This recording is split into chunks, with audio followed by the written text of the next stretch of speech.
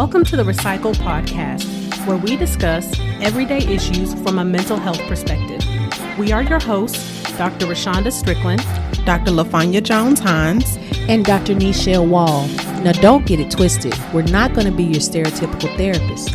What we will be is informative, down to earth, a little spicy, and vulnerable. All right, interns, turn up your volume, grab your pen and paper. It's supervision time. As a reminder, this podcast is not meant to take the place of a relationship with a licensed mental health professional.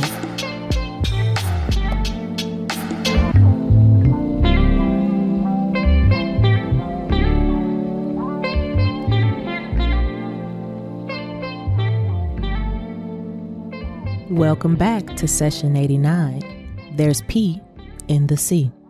Today's mood music comes from Lisa Stansfield, Been Around the World. And I can't find my baby. We did not plan that, y'all. Like, y'all like that transition? Y'all, so this topic is so interesting. And the title, as you can see, there's P in the C.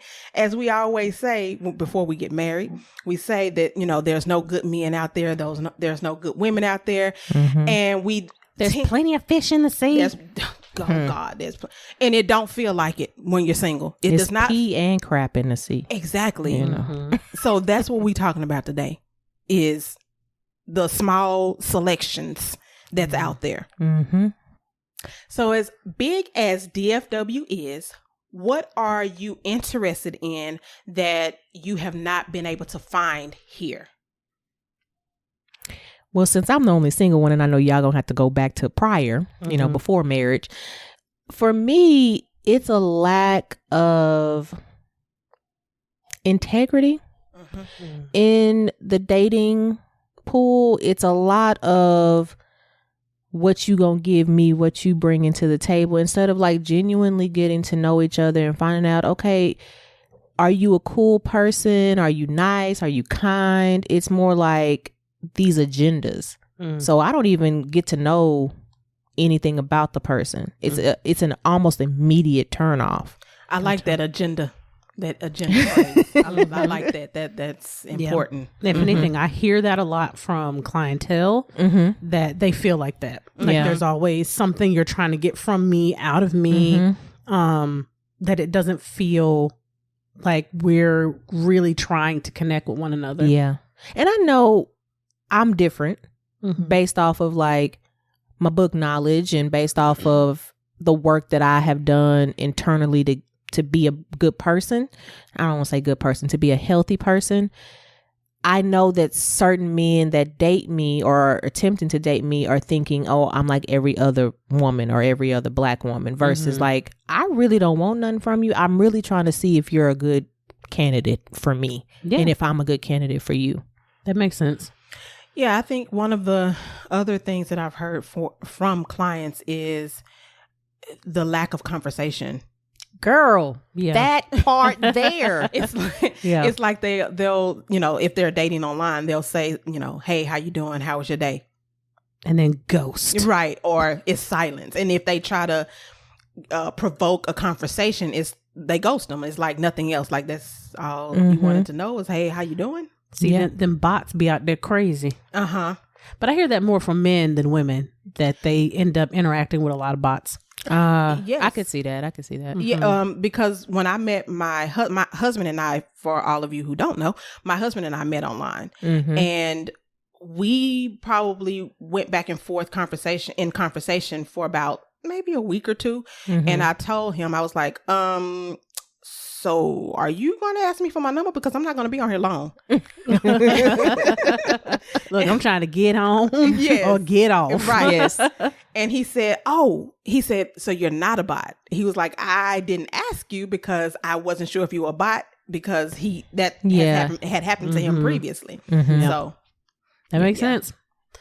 I'm trying to think as well while we were kind of talking about what I may have missed or something that I wanted to do or experience in DFW that I have not been able to. So I will say that DFW doesn't have as much of a wealth of culture as maybe like a Houston does. DFW is Dallas is one way, Arlington is one way, and Fort Worth is one way. Yeah. So there's not, if you like, that down home Southern slow, then Fort Worth is going to be your best bet, but if you like a slightly faster moving kind of pace, then Dallas will be a little bit more your speed. And then, Arlington is a mix of the two, a slight mix of the two, but there's not as many activities going on in DFW as there are, like I said, in like Houston or Austin. Like there's always a festival. There's always something going on. Dallas is a showboat. DFW is all about the image of doing something versus the experience of doing something. So it creates at times very shallow interactions with people. Yeah. See, that's what I was getting ready to say. I don't get the feel of authenticity here. Yeah. Because when I first moved here, it was like you had to be dressed up to go to your mailbox. And your mailbox is right there by your door. Yeah. I had a memory pop up of when we went to the speed dating and we talked mad junk about that. We went, me, Dr. Jones, Trish, my bestie. And it was one more person, and I think Shay, was the other person.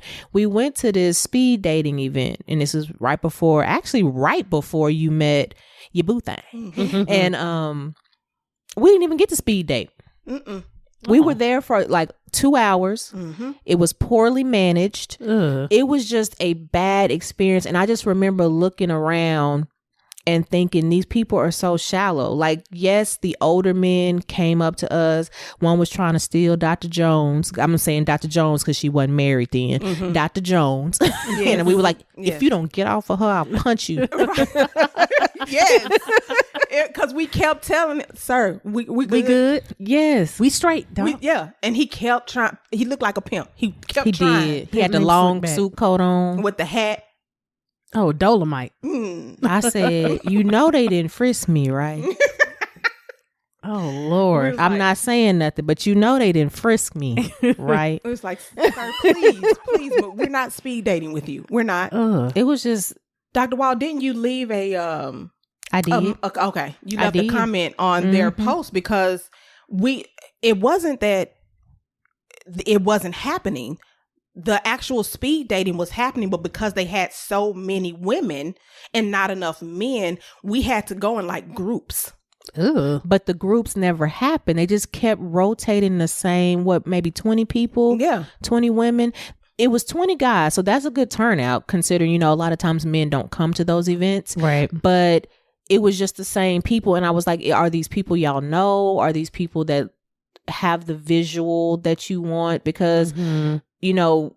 Dr. Jones and I, we're looking like two professional women. Right. We're not super sexy in this moment because I think we had something right before this and we were transitioning to this event. And then our friends that were with us, they're chocolate women. And they're professionals and they're professionals. So was it that we weren't dressed sexy enough? Was it that two of us were the chocolate women? Because you know how people do when you are a darker complected woman. And I felt like we all looked good, but nothing. That's crazy. Except I do remember y'all having this experience though, but all these details I didn't remember, but yeah. So I imagine that people, this is not something that is exclusive to DFW. No. This is something that if you live anywhere, we're going to talk about U.S. culture because that's where we live. Especially in a metropolitan area, that this is a struggle, that people have a hard time connecting with others that are like them, that like similar things, that are being authentic, that are actually interested in the thing that they say they're interested in. Yes. Out here lying. Yeah. You know, we talked before about having masks and people, you know, putting on a representative before they actually reveal the real versions of themselves. So we all know that we're doing that in the beginning to some extent, but you know, certain areas I do get a feel like that extends a little bit longer than the average. Yeah, and it makes it very difficult and uncomfortable to want to get out and date because again, my clients who are single, it's almost like they've given up. Like, no, I've heard a lot of I that. want to date, but I don't even go outside. And the online dating thing is just like, oh God, this is such a joke. It's gotten to the point where I've actually told my clients, hey, don't take it so serious. Just when you are online dating, it's a date, and it don't look at it like this is my husband or this is my wife. Just look at it. This is a date. I'm just going out to have fun. Yeah. If you can get to that, though. That's true, because like we said earlier, it doesn't go past, hey, how you doing? How was your day? It's a struggle. It really is. I know there are other issues, you know, with dating, like not being able to find your preferences that you are looking for in a significant other, not feeling like you're their type. I think that's my biggest thing. I don't think I am the type for Dallas-Fort Worth men. Why do you say that? I think they're, in my experience here, they are looking for either a woman that's super, what they call ratchet, like these are their exact words, super ratchet, and, you know, bothering them, making them feel secure because I'm all up under them. First of all, y'all know that ain't my personality in the first place. Or they want this 1920s version of a woman that is only cooking, only barefoot and pregnant. First of all, my eggs froze, so we got to do a whole bunch of things before I can be pregnant, you know? So it's just it's either this really antiquated view of what relationships should be without them thinking about what it needs to be, or it is a poverty mentality. And I'm not fit to deal with that. You know, we talked a little bit about that in the last session on a different topic, but I think DFW just may not have the quality or caliber of man that I want. And the individuals that I have dated in DFW are not from DFW. They've been from Louisiana. They've been from California. They've been from New York, Tennessee, like they've been from other places. Do you guys think that has something to do with, I don't know how to phrase this other than saying being cultured. So sometimes people live in an area, because I've been living in DFW almost 20 years now. Yeah.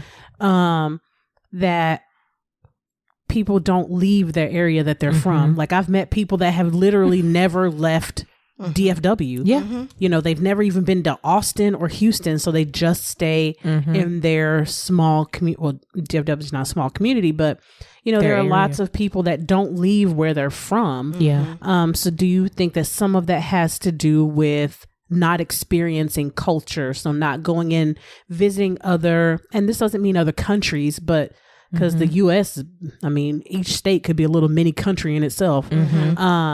Like, you know, going to visit and experiencing different foods, different types of music, different style of dress, things like that.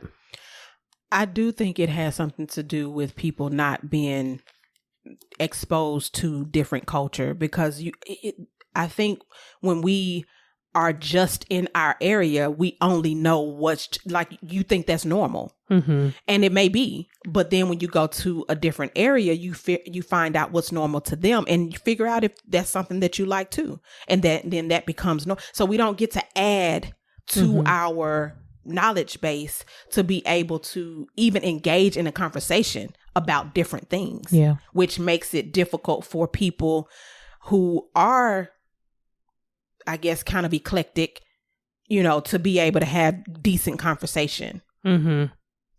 But then, sense. Dr. Wall, I do want to ask you a question, and I'm directing it to you because you made the statement of you haven't been able to find the caliber of man. Now, you are also an introvert. So you don't go anywhere. So how do those two things match? Like wanting to meet the caliber of man, but then don't venture out to go and meet somebody or be available to meet somebody, you know? So what I tend to do is I go in waves. If I know that I'm in a really introverted place and I don't really want to be bothered with people, that's not the time when I date. Gotcha. Because it's going to be like pulling teeth. And I'm not going to be at my best self. I'm going to really be agitated by what is going on. And I don't ever want my stuff to become other people's stuff. Like, I don't want to put my stuff on other people. So, like, as right now, I'm, actively dating. I ain't went on no dates because ain't nobody asked me. And I haven't found enough information on the people that I am like talking to ask them out on a date, because I'm not traditional in all ways. I'm traditional in some ways, but not in all. Right. So I will put myself out there. I will go out there, and y'all know most of my friends are either ambiverted or extroverted, so they allow me to be balanced. So we go out to places, we try to frequent different restaurants, or y'all know Trisha be like, hey, there's an event, you want to go? Okay. Yes. So I'm not the true, like, or the stereotype of an introvert that's just sitting up in the house waiting on somebody to break in. And knock on your door. You want the UPS man? I mean, if he fine, that's a good job. I know. Okay? Yeah, it is. They be making like $20-$25 an hour if they do what they supposed to. They get overtime. They get benefits. Okay. I'm not one of them doctors that's like, oh, you got to be a doctor too. Actually, I think it's better if you're not a doctor, so we're not conflicting with our Too schedules. many chiefs, yes, and not enough Indians, yes, or natives, indigenous. Oh, excuse me. Well, that's the saying, Yeah. So, do you believe people value availability or scarcity? I would say I think women value scarcity. Men value availability. Expand on that. Yes, I like that. So we're talking, again, this is stereotypical. We're talking men and women. So we're not getting into all the subtle intersectional nuance stuff. If we look at from an evolutionary standpoint, men are, they are designed to be able to procreate easily. So availability of multiple partners would be better for them. To have, I can go here, I can have multiple. Again, we're talking evolutionary standpoint. As a woman, I can only have one child at a time, unless I have multiples, but still I'm only having one pregnancy at a time. And then it takes time to raise this child from a baby to them being independent. So I don't have the option to have a bunch of partners being able to take care of things. Yeah. So I need someone that has resources. I need someone that can provide. So scarcity in being able to choose, like, oh, that one over there, you work,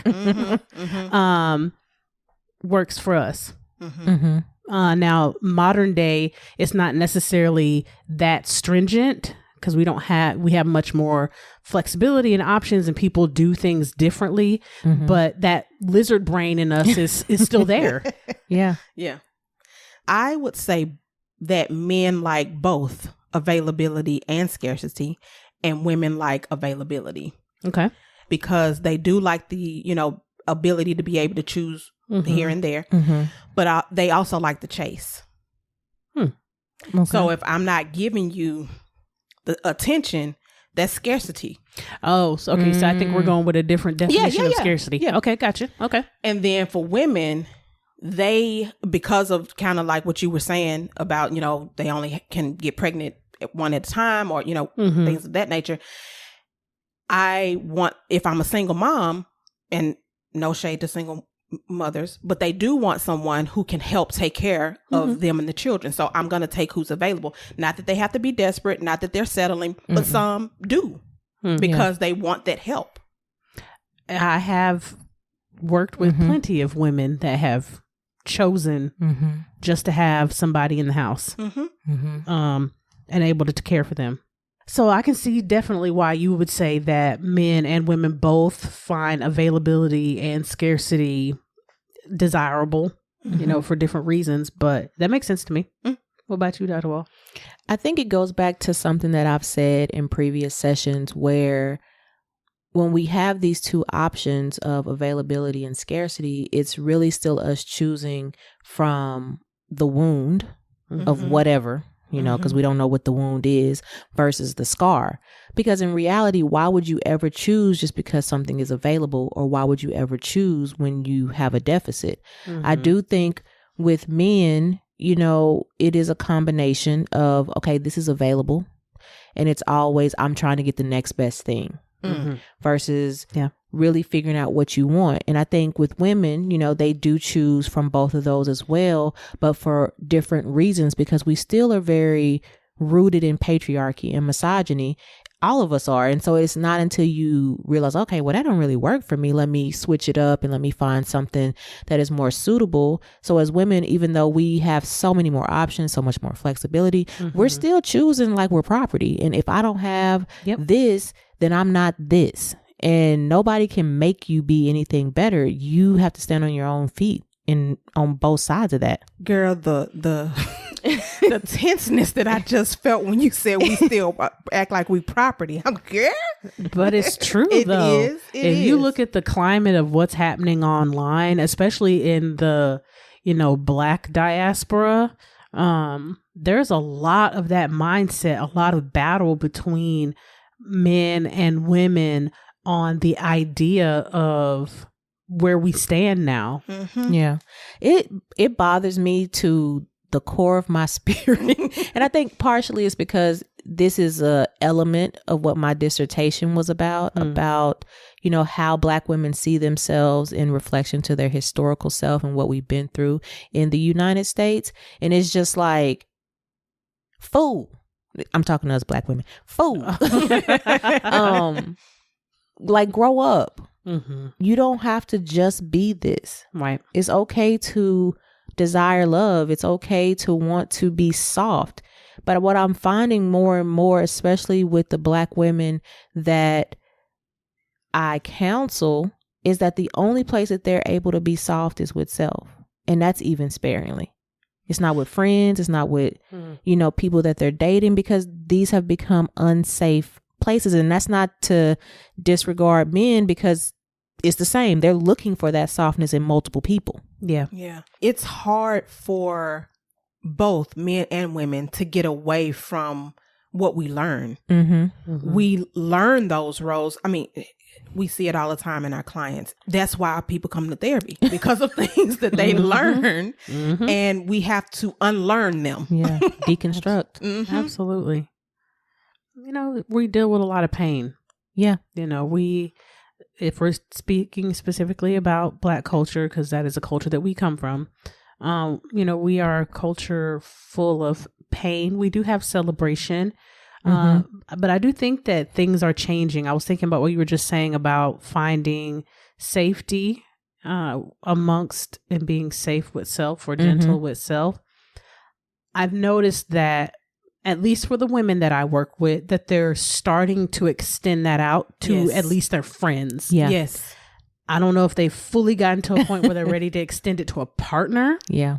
But I've seen people challenging their friendships more, talking about how can I be a better version, a friend for you, supporting one another's ventures and goals.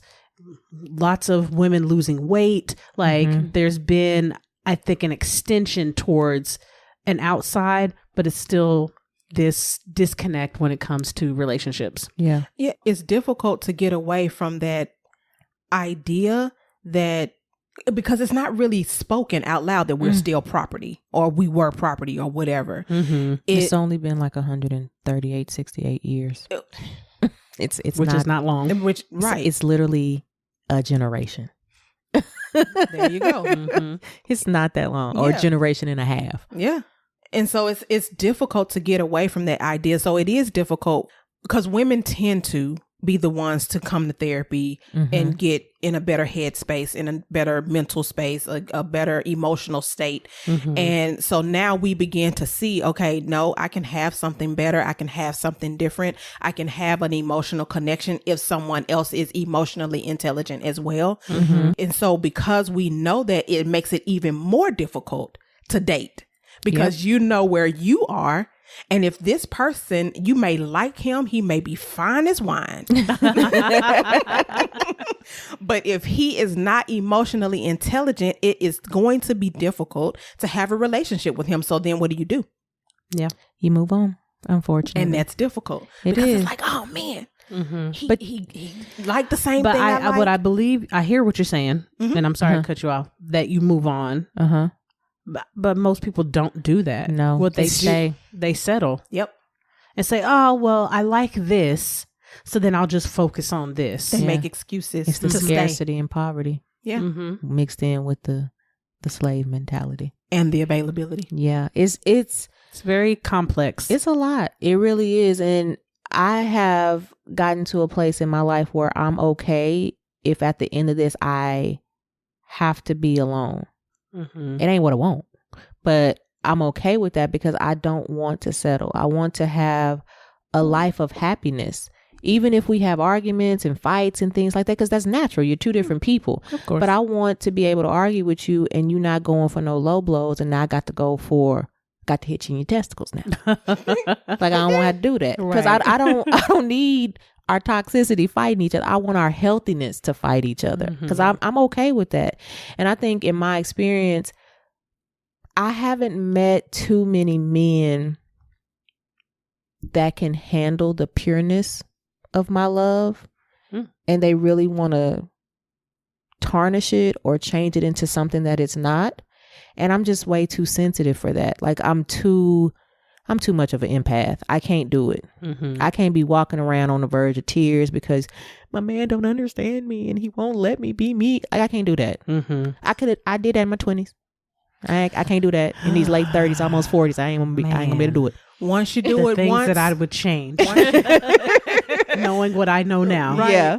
Once you do it once, I would say 2, 3, or 4 times. You start learning how to do things different. Yes. You know, they say a hard head make a soft mind. Yeah. And it's not the struggle Olympics. I'm not going back and forth with you. It's a whole song about it. You know? I can't do it.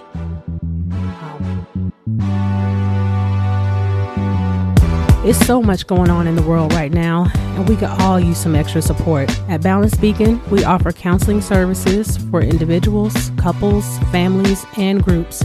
If you're in Texas, give us a call at 214-396-6503 or visit our website at www.balancebeacon.com for more information.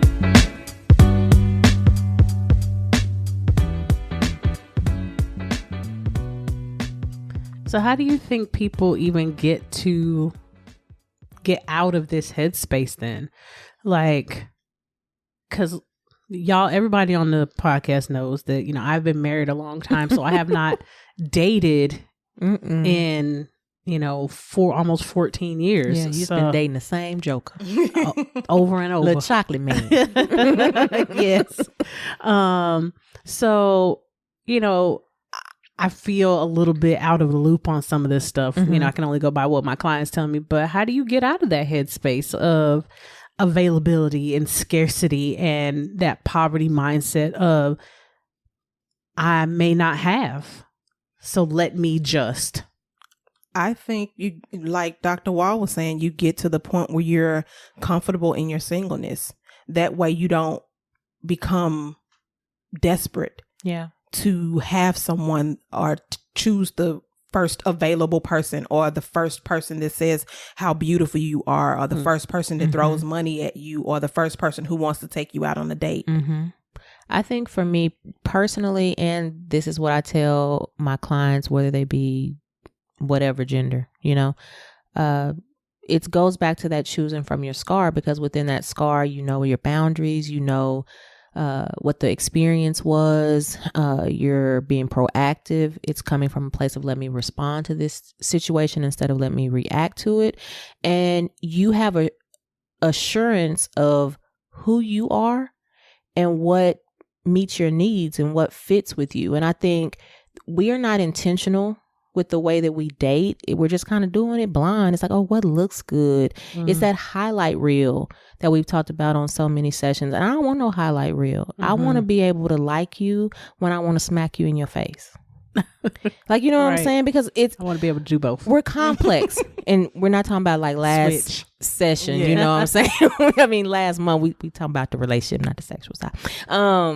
But I think that's something that will definitely help us, because when we don't heal these wounds that we have, they bleed all over each other. They get infected. You got the green pus pouring out. You got gangrene at this point. You got to cut it off. You got to cut it off. You got to cut it. So I think that's where you have to start. And then you have to open yourself up to, how are you going to date in this era that we're in? You know, a lot of people are opposed to online dating. And I'm like, well, how you going to do it?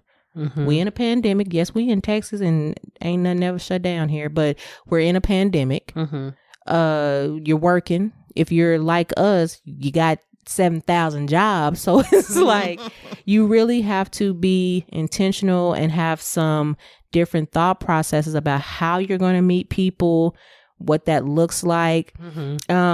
Something that I was talking about with the ladies is understanding, am I in the correct location for me to thrive? And I think that's the bigger picture. Yes. And so that could be, you know, do I need to go take vacations in these certain areas? You don't have to necessarily pick up everything and move. Like, I'm not going to move to some far off location and I got all the business stuff I got going on here. Yeah. But that may mean, okay, I'm a water baby. So that may mean I need to make sure I go to a beach every once in a while. I may need to go to a lagoon, like something where there's water, something where there's mountains. Like, that is what feeds your soul, feeds my soul and gets me to thrive. And in that, I'm refreshed. I can find what I need. And also you get to go to other locations and it might be some men's there. That part. But I think that goes back to a little bit of what we were saying earlier about experiencing culture. Yes. You know, once you can see outside of your kind of microcosm, you can understand the world in a different way and you start to move differently. Your expectations change, your wants change, needs change. You know, it goes back to a lot of things we've said before about doing that background work on yourself. And like you said, is this location the best place for me to thrive? This makes me also think about when I first graduated from undergrad. I moved to DFW because my best friend at the time is from here. So I just knew she was moving here. I knew it. So I moved here and she didn't. She moved to Houston. Okay. But by that time I was already working. I was in grad school. Like, you know, my life was already starting to be established here. And in hindsight, I'm like, I'm glad that I still made that decision, you know, because had I picked up and said, oh, well, okay, well, this doesn't work for me, so I'm going to go down there, I would have a completely different life than I do now. So being able to, even when in the moment it seems like, oh man, this is okay, so this is not gonna be the way that I envisioned, the way that I thought, it still turns out to be something that works in the end. Yeah. And I think based off of what Dr. Jones Hines and I know of your personality at that time, that was exactly what you needed. You needed to be able to figure out who Rashonda is and not have to fully lean on anybody that you love, because moving by yourself is a whole situation. Oh yeah, because I didn't know. I knew zero. Yes, I didn't know nobody. Actually, I knew two people, but they were friends of somebody else, so they weren't my friends. But other than that, like, I didn't know nobody up here. Yeah, and I had a similar situation, but I relocated because of work. I was trying to get away from the toxic location. And I moved to Arizona. I knew Arizona was not going to be my forever place because, you know, as I told people, I moved to Arizona. They was like, do Black people live in Arizona? Yes. And they do. However, you know, I knew I was going to have slim pickings for my taste. Mm-hmm. So I knew I wasn't not going to be in Arizona forever. Mm-hmm. Now, I was not sure if I was going to come back to Dallas or to Texas, but I knew Arizona wasn't going to be my forever place. Yeah. And but I came back to Texas because I felt like there was something here for me, which obviously was. Mm-hmm. So see, look at that. Yeah. I mean, if you look at it and track like how you got here, you can see how things aligned and how things just came to fruition. You know, you have to be aware of it, but you can see it. Mm-hmm. Yeah. So I think, you know, like I said, if I was to go back and have the knowledge that I have now, I might still change up some things. If I knew that it would still lead me to the same essential result. Yeah. But, you know, I think one of the important things, kind of to bring it back to what we're talking about, is patience with self, patience with the goal that you're trying to achieve, whether that goal is partnership, whether that goal is marriage, whether that goal is, to even broaden that out, work prospects, that it's not going to be an overnight process. So, you know, if we're talking about dating and experiencing a life with somebody, it is something that you got to take your time to do. Yeah. If you want to get it, quote unquote, right. I have a question for you guys. Have y'all heard of, it's not a new phenomenon, but it is something that people are, you know, leaning on more and more, but it's called Astro Cartography. Have y'all heard anything about that? It's a little woo-woo, you know, and I know everybody is not woo-woo or spiritual or things of that nature, but is it something that y'all have heard about? Not that word specifically. I've heard astro projection. That's a different level. That's a different level. But no, not that. So astrocartography is really the study of energy in relation to the placement of the different planets around us and how we feel those energies based on our geographic location. So it's like what areas of this world that we live on here resonate with our spirit, with our souls. And so somebody who recently talked about this was Will Smith when he did his kind of, I don't want to say biopic, but essentially biopic of him losing the weight and writing his book. He has always been someone that has been avid about, I'm going to these locations to be better. And so one of his locations, I believe, is Miami. He got a whole song about it. And then his other one, Miami. Benvenido a Miami. Then I would say that Drake has the same thing. Yes. Because he loves Houston, Atlanta, and Vegas. Yes, he does. And I think Will Smith's other place is Dubai. And I so want to go to Dubai. Me too. How, anybody want to sponsor the podcast to come out there? Let us know. Yeah. Say that a little louder. Cha-ching. Yes. So it's along those lines. So essentially it would be what is called astro mapping, finding an ideal city, region, country that highlights the most amazing parts of yourself. It's like it sets your spirit on fire when you go to these locations. Y'all know I've traveled a lot. Well, you have too. I've traveled a lot, but I'm trying to think of wherever I've gone, have I experienced that? Yeah. I know I do. And it's been a long time since I've been there, but I do love Germany. Okay. It's a little close to Russia right now, but you know, I get what you're saying. It is, you know, and they got their own history. Yes. But I do love that vibe. I love old things. Okay. So I love looking at old pictures. Like I love ancient type of stuff. And you just don't get that in the US. You're not going to get we're young. I wish. Right. I mean, we've only been settled since the 1500s, you know, but we're not going to go there. So I love old stuff. I love Rome. I love Paris. You know, of course, these cities now have their, you know, they've been commercialized and it's not like it used to be, but I love old architecture, old history, just learning about people, things like that. So if I had a place, it would definitely probably be various countries in Europe because they have a lot of that type of stuff. I was just going to see I've never been here, so I'm only assuming that my place would be England because I do like history and they have a lot of our history there.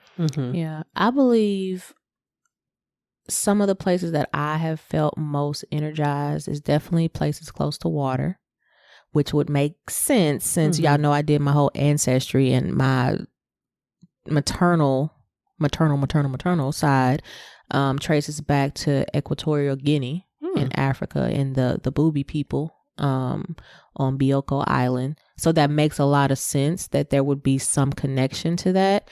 I haven't been to Africa yet as the continent, but one day I do want to go because I know there's rich history for all of us there. Unfortunately, we just don't have access to that quite yet.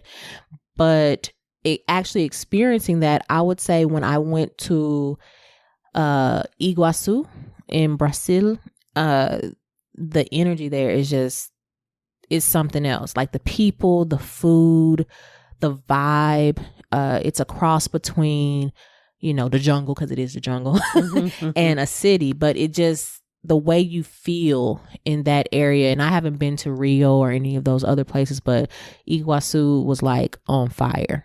So, I can definitely see that this is not going to be my favorite place. I mean, of course, I'm going to die and go to heaven, but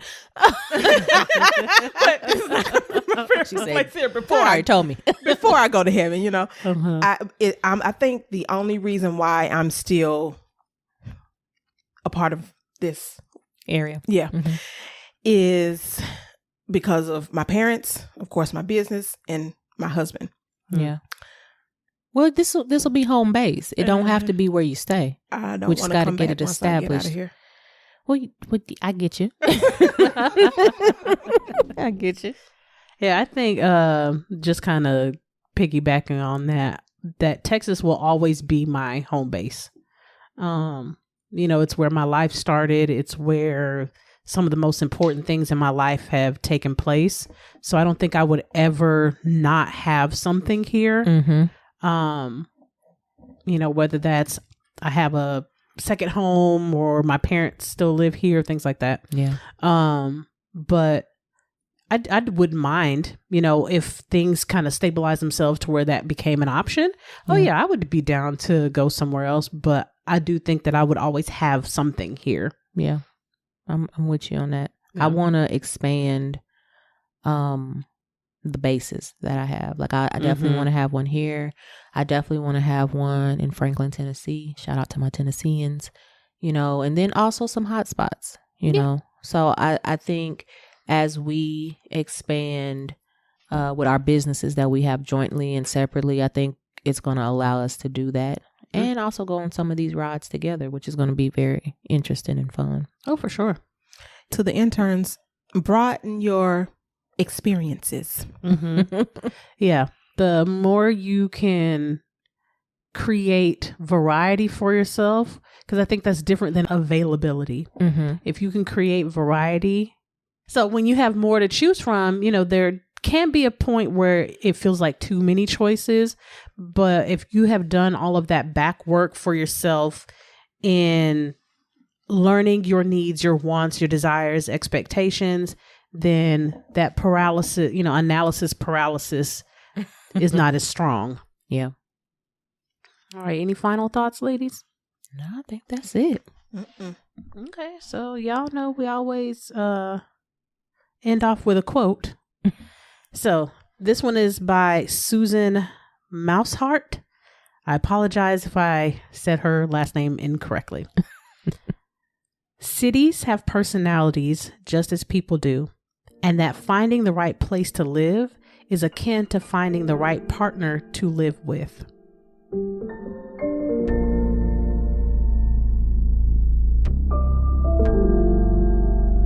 Must be this volume control.